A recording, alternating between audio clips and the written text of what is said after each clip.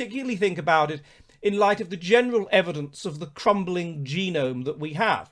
We should remember that until 1800 we were under harsh conditions of Darwinian selection, in which 90% of people who were born did not pass on their genes. And it's been shown using computer models that in order to maintain a healthy population, 90% of any population must not pass on its genes.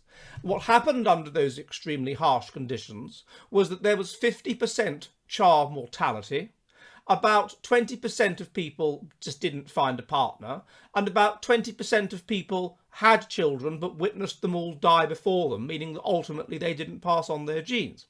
Thus, 90% of people did not pass on their genes. Only the very fittest 10% passed on their genes.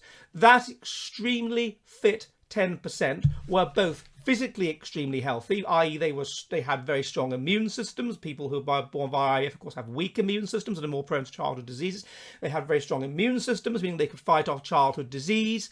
And they were mentally extremely healthy as well. They would have been low in mental problems and whatever. And this makes sense because, as I've explained before on this channel, the mind is 84% of the genome. And so if you've got mutations of the body, meaning that you're going to have a poor immune system, or you're going to have prone to certain illnesses that are congenital or whatever, then you will definitely have mutations of the mind. And consistent with this, research has indicated that people that have mutations of the body, these are of the mind, I'm sorry, things like depression, autism, whatever, these are comorbid with mutations of the body. And moreover, something like autism is more common the older the father is. So the older your father is, the more likely you are to have autism.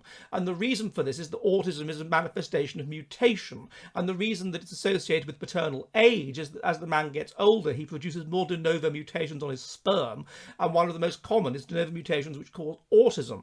Now, the consequence of all this is that we are becoming a genetically dysgenic, a genetically sick population. And we've got to a point now where child mortality rate in Western countries is not 50%, which is what would be the healthy thing to ensure that we were genetically healthy. It's 1%.